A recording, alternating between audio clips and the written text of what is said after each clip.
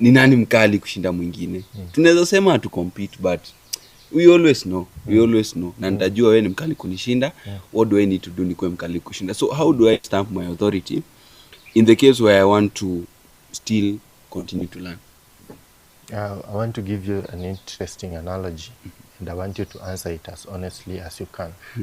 In PMK's bus, Yes. how many people know how to drive? In PMK's bus, yes. She had a bus with a conductor. Yes. When we were starting the conversation. Okay. In that bus that has a driver, a conductor, and passengers, roughly how many people do you think know how to drive in that bus? Roughly? Yes.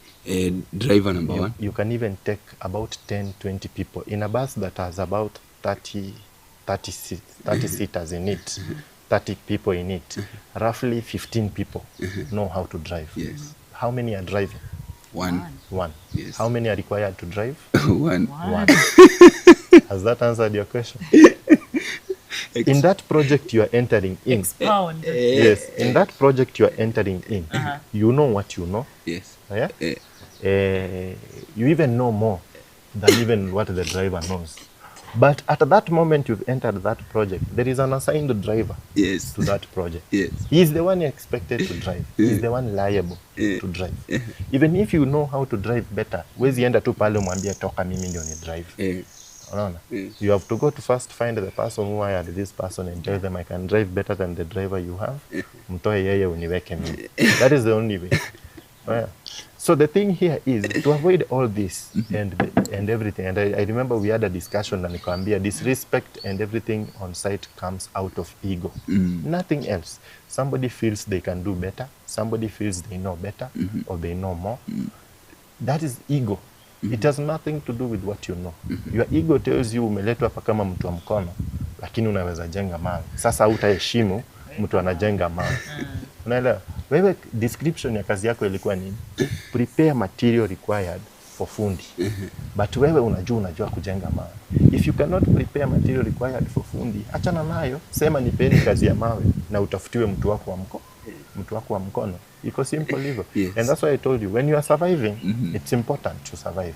You need to stay afloat while you are building your boat. Otherwise, you cannot just stay afloat and say all will get well. No. You're staying afloat while you are building your boat. You don't want to drown while you are building your boat. Yes. I want you to remember that, because next time when I hear you give the conversation of surviving again, we will have a problem. Throw him out of that conversation. Yes. You are surviving, it is okay. Lazima nicheze watu wangu bwana. Inaeleweka, you are surviving. But remember, you also need to build a boat. You will not be floating all the time in the middle of the sea. Yes. You need to build a boat so that you can move forward. Kwani Yes. how long is he surviving? Kwani he doesn't want to become maybe kwani utaishi kusurvive? It's only been 2 weeks ndo nimekuwa nikisurvive. Kwani it is interesting what he's saying, but I like his approach. Yeah. I like his approach because and I would still encourage it in terms of educating the people, but I want you to be learning every step of the way so that it is understandable this way. His mentality on this show is the majority out there. Yeah. He's not wrong. Hivyo venye anafikiria, hata nikiwa nimekaa pale nikisikia kiongea, nilikuwa nahisi tu nitoke nje nimwambie. It is not like that, because that is what people are thinking out there. But then anywhere you enter, ukiingia kwa ofisi, hata kama we ni deputy president, secretary akikwambia kaa pale, ungojee mdosi.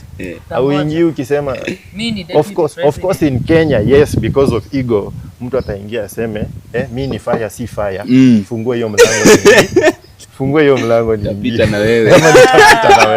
But that is ego. But in places where people respect structures, ukiingia pale, even as a president, the secretary has power over you at that moment until the CEO or the director picks you up now. But at that moment, you are under the secretary. The secretary has the right to even deny you entry. Naelewa? Yes.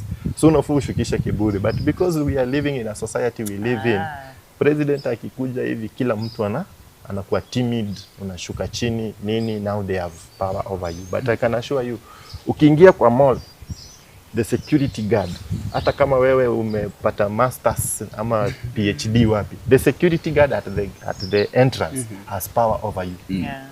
That person is bigger than you are. Na wewe umeingia hapo na TX, umeingia hapo na D8, the security guard has power over you. Lakini uko na shida sana na malls. Hakuna show unakuja unakosa kuongelea malls. Walikufanyia nini? Fanyia nini uko kwa mall? No, it is where you get to experience a diversity of people. Right. Okay. People behaving differently.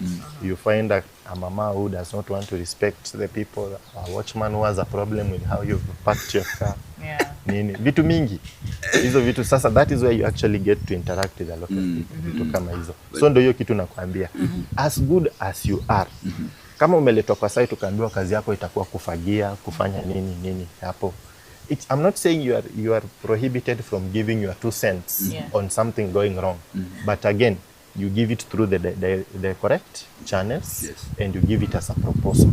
You don't go and instruct bomoeni hiyo. It's not your work. Yes. It is not your instruction to give. Unaelewa sasa? Yes. So you'll be there, you are good, you know hii mawe inajengwa vizuri, and you can see the most people who go through the ranks vizuri ni wale watu wako humble. Wale wako na humility. Yes. Wale wa kiburi unatokanga unaenda unajifanyia kazi yako pale kando. Juu hiyo huwezi pita kwa vitu zingine na kiburi. Juu pale ukishafika tu pale juu penye unataka ukae pale juu unakuta kuna mtu wako juu yako. Yes. Now, as we wind up, I want to give an example of you as an architect.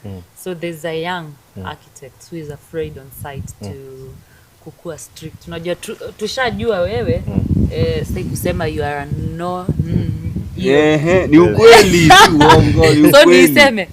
Niseme? Sema tu strict. You are a strict architect pale kwa site na uogopi kama utaki kuendanisha na Kenya iko, just walk away.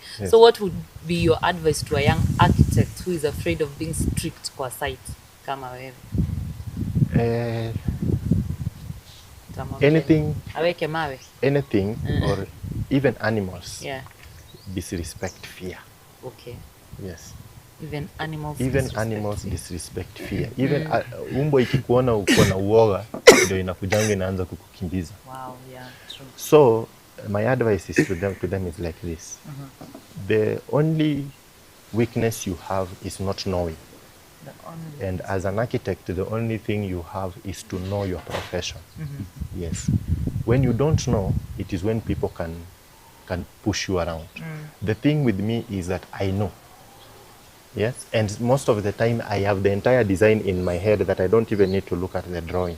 So there is nothing that you are doing there that I don't know what's supposed to be done. And that's what gives me the power. Because I will get to the site and look at it and say, that is wrong.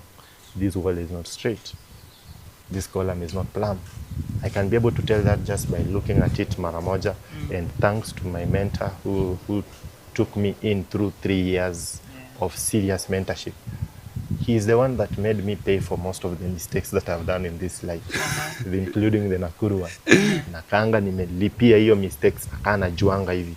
Mistake hata kadogo hivi, na ionea mbali sana.